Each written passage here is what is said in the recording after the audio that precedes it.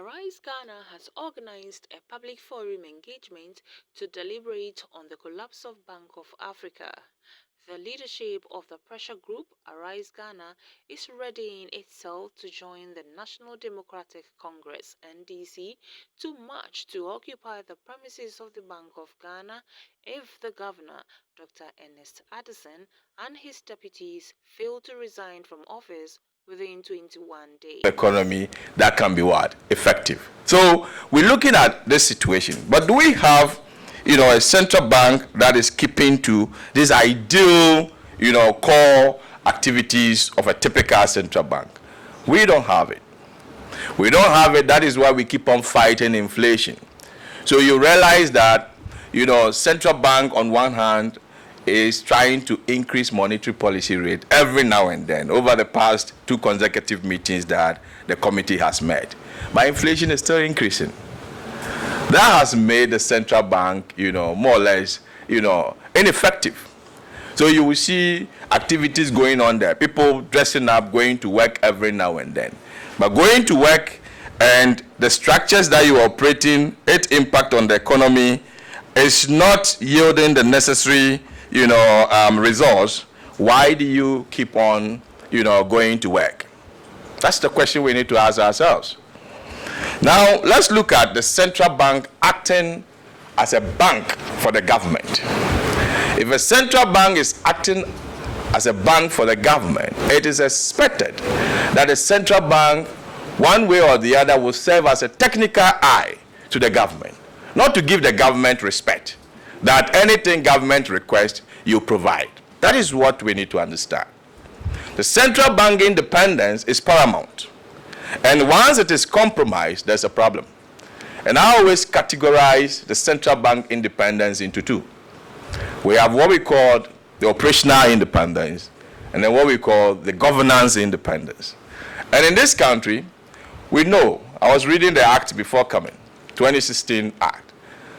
We know how the governor is appointed, which creates a very fine thin line between the governor and the government. So it is very, very tempting to be manipulated if you're a governor. So if you allow yourself, right, you can be what? Easily manipulated, because you've been given a job that is more rewarded. So effectively, the independence does not stick to the central bank as an organization. The person behind the central bank is very, very key. Let me put it the persons. So from the board all the way down, because the board is the apex body of the central bank. So if you look at the central bank's relationship with the government, which is acting as a bank, let's look at bank-customer relationship at our own level. If your accounts is carrying on more liabilities than monies you have in the accounts, what does your bank do? Simple question. This is a simple analogy that your bank will advise you to tone down. Your bank will advise not the bank to feed you more money. That's what the problem is. So effectively, on that score, the central bank went wrong. And last time I got a copy of the governor's statement, which indicated that the money that was used, to finance government was not printed money. It was the bank's 10% deposit, the reserve deposit that they are keeping with the central bank that they use in financing the government. And I ask myself questions. What is the purpose of that 10% deposit? We have a situation where banks have taken haircuts on their bonds that they invested with the government, which has reduced the asset component on their balance sheet. And as a result of that, the banks need support. We are going to set up, financial stability fund to rescue banks that will not be able to cope with a debt restructuring.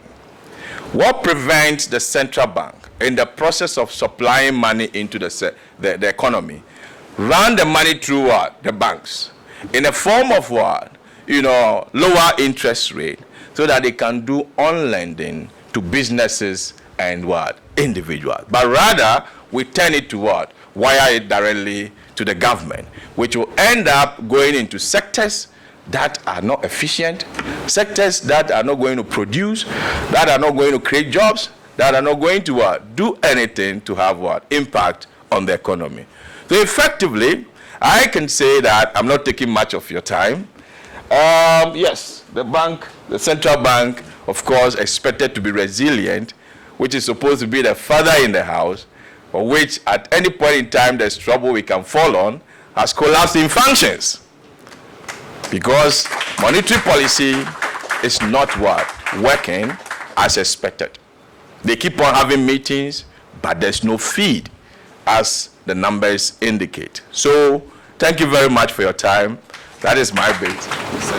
The governor, his deputies, and the board acting together printed money in excess of what the law permits, which is in excess of 5% of the previous year's revenues to the government of Ghana. The governor has not denied that. He's tried to explain it in so many different ways. It is not working, but he hasn't denied the central fact. Their own annual report has revealed that the bank has run at a loss of 60.8 billion Ghana cedis, and that the bank now has a negative equity of 55.1 billion Ghana cedis.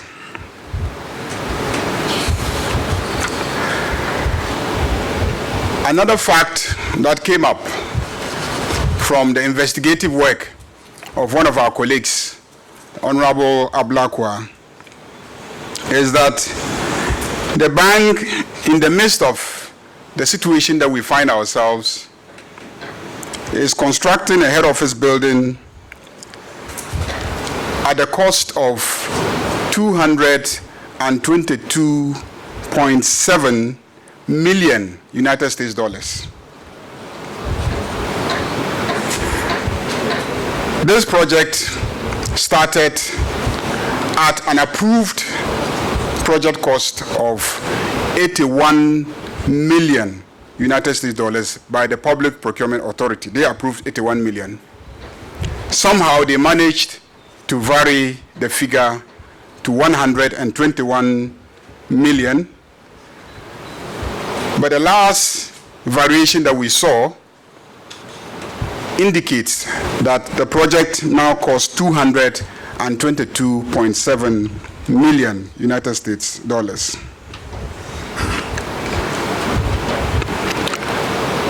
Another set of facts that are not in dispute include one, that our inflation rate is, from the last record, far in excess of 54%. That's also not in dispute. It is also not in dispute that our banks are having to lend at not less than 36% interest rates. That's also not in dispute. It is also not in dispute that our government is so indebted that it has been sacked from the international financial market and is now roaming around Makola looking for treasury bills. That's because we owe in excess of 600 billion Ghana cedis.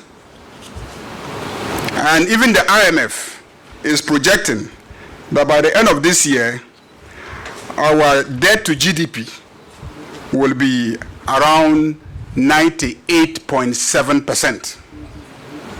It means that when you look at the debt to GDP, there's no fiscal space. That's what the finance people tell you. These are the facts, and nobody is able to dispute these facts. So let's go to the law. One, the law on printing money. There's a law governing printing of money. The law on printing money says that don't print in excess of 5% of the preceding year's revenues to government. Another fact is that they printed in excess.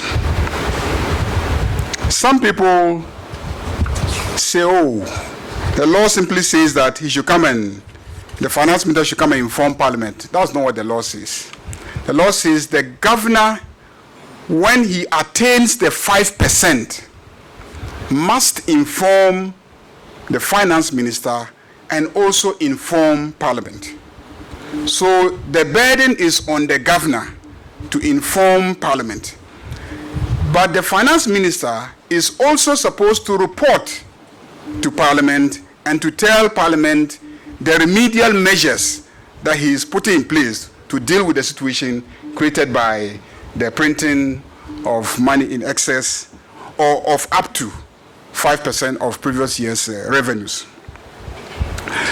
There is no doubt that the finance minister has not informed us.